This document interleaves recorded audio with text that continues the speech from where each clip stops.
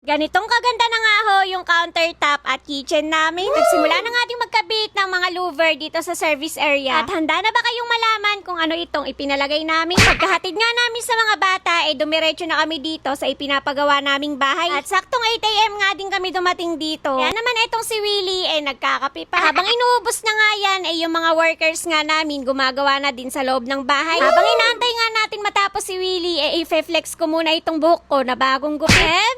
Ang CR nga ng mga bata ang una kong tinignan dahil naikabit na nga daw yung mga accessories. At tinesting ko nga din yung mga gripo nila kung lahat ba ay gumagana. At kung malakas din ba yung agos ng tubig. Maayos naman lahat at wala naman naging problema. Medyo kinakabahan lang ako dito sa bidet namin dahil sobrang lakas. At feeling ko nga pati bituka ko malilinis na ito, B. Pwede na nga din sana namin maipalinis tong CR ng mga bata para maisara na. Ang problema ay yung mga pintuan namin hindi pa rin naikakabit. Kaya inisprayan muna ni Willie ng tubig para mawala yung mga putik. Ako naman nagpunta muna dito sa balcony para mamintana. At kinukulit ko na nga tong si Willie na papinturahan na tong balcony para hindi nga kalawangin. Kaso nga deadma at yung kalawang na yata yung magiging design yan. O sige! Ito naman sa service area naikabit na nga yung mga fascia board na paglalagyan ng mga alulod. Di pa nga ho yan tapos at pati yung sa mga gilid kailangan nga din nilang lagyan. Meron nga din ho palang binili si Willie na ganito. At iyan nga daw ho yung gagamitin nila sa ikakabit na mga louver. Kompleto na nga din ho nila lahat ng bakal na kailangan. Yung iba nga ho binubutasan na lang nila para dire-diretso na yung pagkakabit nila. At alam ko naman na inaabangan nyo kung ano yung gagamitin namin dito. At talaga namang hindi nakakatulog si Willie dito kakaisip kung saan nga siya makakatipid. 18,000 nga ho ang presyo sa amin sa isang window pa lang ng aluminum louver. Tatlo nga ho yung papalagyan namin kaya abutin din kami ng 50k. Abay naparay nga ho ako at sabi ko nga saka na lang lagyan to. Kaso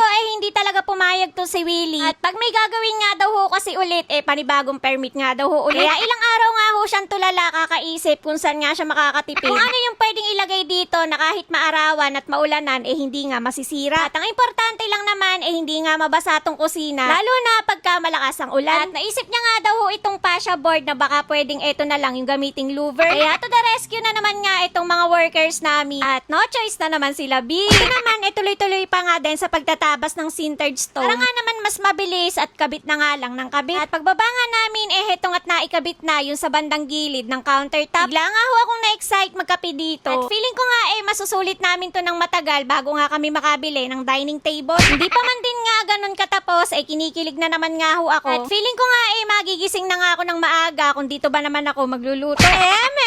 Yung mga gilid nga ho neto kinabukasan na nga rin na ikabit. At sinama ko na nga lang sa video ko ngayon para nga hindi na kayo mabitin. Yung sa sink at lutuan nga daw ho neto si Foreman nga daw ang magbubutas. At siya na nga din daw ho kasi yung magkakabit ng lababo namin. Ang makapulido nga din ho ng mga kantuhan. Kaya yung magiging grout nga ho neto medyo manipis lang. Ay parang kailan lang iniiyakan ko to gabi-gabi. Ngayon araw-araw na nga ho akong kinikilig. Ay eto lang naman yung pinakamalaking suhol sa akin ni Willie para hindi ko na nga siya awayin. At habang dinidikit pa nga niya yung mga nasa gilid. Shoutout muna dito kay Paul Arak ng Negros Occidental, Raymond ng Iloilo Province, John Raymond Lindero ng San Antonio Nueva Ecija, Jason ng GMA Cavite, Mikey Antonio ng Toronto, Canada, Zaldi Centeno Fontanar ng Apalit, Pampanga, Leonardo Villo ng Concepcion, Iloilo, Jeff Nailes Retubio, at Basilio Bitome na napawaw pa nga dahil malapit na nga daw matapos itong ipinapagawa naming bahay. Kaya kung umabot ka ulit sa part ng video ko na to, ng oras at hanggang saan na naman ba nakarating itong bahay update ko. Kaya naman, huwag mo akong kakalimutang i-follow. Bukas na lang uli!